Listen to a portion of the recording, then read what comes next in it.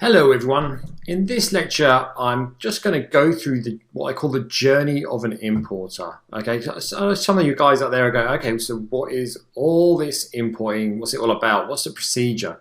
What am I letting myself in for? Well, I'm going to go through a quick overview of what you're going to be going through in this course and how it all comes together. Okay, first off, you should have a plan. Plan out what you want to achieve from importing.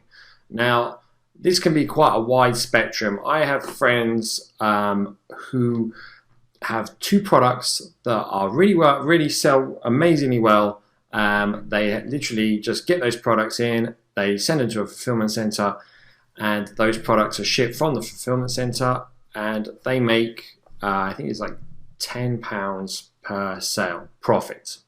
So they're making like 10 sales per product each day. So they're making about £200 a day.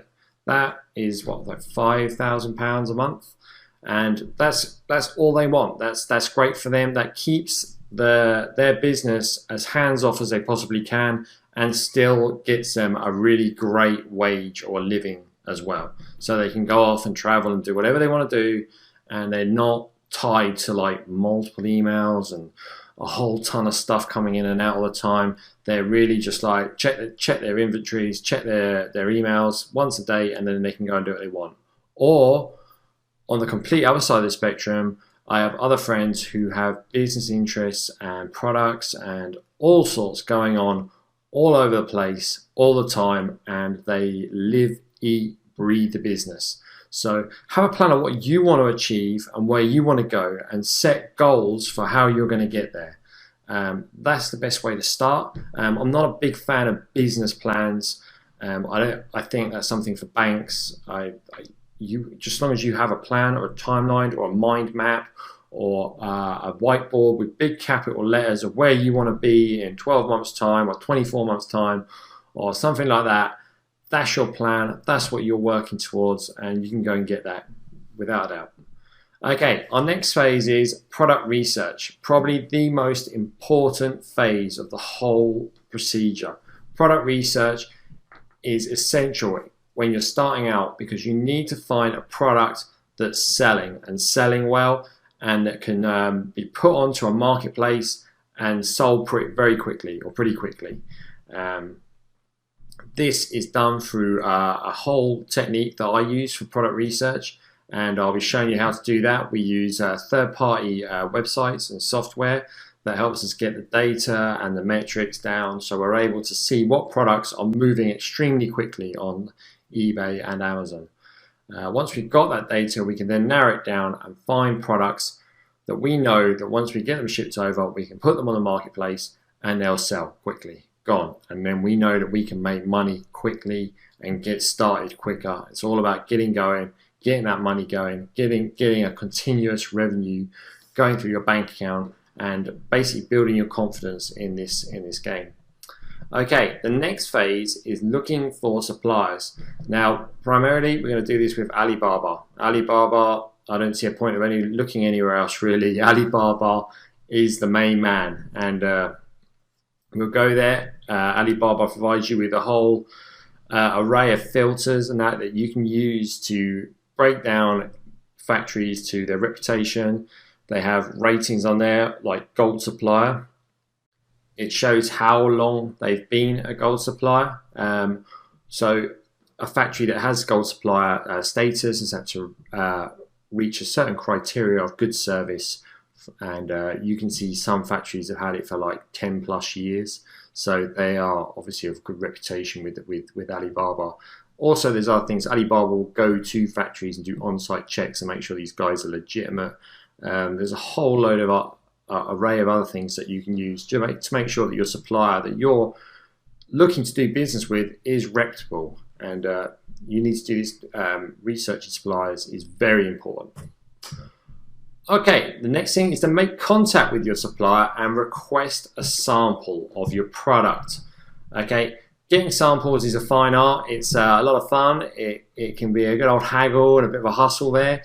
Getting the samples from your suppliers is an important part. You want to see what you're going to invest your money into. Having samples shipped over can be quite expensive. but it's so worth it. It's something you can sell your samples once you get them and put them on eBay to recoup some of your costs, and yeah, that should at least break you even. Getting a sample, you'll be also, once the sample arrives, you'll be checking the quality of that. We'll move on to that in a second. But having samples from multiple suppliers, seeing what's out there and what's available is very important. And cataloguing those samples for later dates is also very important. Checking your samples. Once your sample arrives, check their quality and if they are as described. If you ask for a sample and it's in yellow and it shows up as purple, that's not what you asked for, and that could be an indication your factory is not really reliable. If it's made of cloth, is the stitching all right? Does it smell of cigarette smoke? If it does, then it means that the guys at the factory in China are smoking on the line. No one in the world wants to open up a package from Amazon and get a good old whiff of stale cigarette smoke. So it's all sorts of things like that. We'll be going into detail with check sheets on how you should check your samples and what you should be looking for throughout this course, and getting a good sample, good quality sample from a good factory is key, and will see you in good stead for the future. Okay, the next thing is to make your first order. Now, on most factories on Alibaba will come at you with a minimum order quantity, or a MOQ. Having an MOQ on a factory listing on Alibaba doesn't mean that much at all. You can haggle them down and get that MOQ broke down to a lot less than what it is. There's ways of doing this, and you really don't want to be, if the factory says that their MOQ is 1,000 pieces, then you don't really want to be ordering 1,000 pieces as your first order from a factory, because that's a lot, and it's also probably going to be quite a big investment as well. So we'll show you ways on how to get a factory to lower its MOQ and send you more, send you less products. You might have to pay more, but you will ultimately have more confidence in the product and the supplier as time goes on if you do it in bite-sized chunks as opposed to just ordering a huge shipment. Okay, the next stage is to sell your product. Sell your product and make your money, okay? Once you get your products and they're selling and you've got confidence in your product and you can see that it's selling, there will obviously be creases that need ironing out. You'll need to get confidence with your supplier, and eventually you'll be able to build out, get it onto Amazon eventually, and take it as big as you want to take it and sell to as many people as you possibly can. Okay, once you get to this stage, really it's about selling, it's about creating great listings and presenting your product in a very professional way. And it's something that I strongly believe in, that customers, if you are competing with someone and their product images aren't that great, or their description isn't that long, or they just really doesn't put that much effort into their product listing, you come out with professional images, you come out with a great looking description, you come out with all these graphics and making it presenting it in a very professional manner, you're the one that's going to get the sale. And even if your product might even be priced a little higher, you inspire confidence, whereas other listings don't. And believe me, I'd say 80% of listings on eBay and Amazon are not that great and are definitely beatable. And we will show you how to do this in this course. Okay, moving on to the last ones here.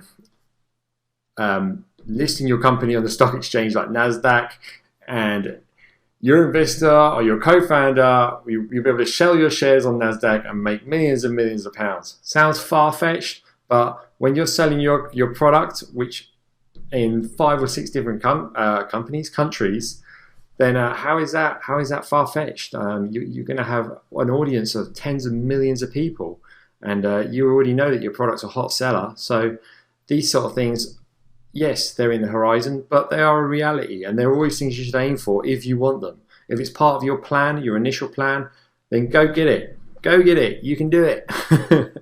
Okay, I'll see you in the next video. Thanks for watching, guys.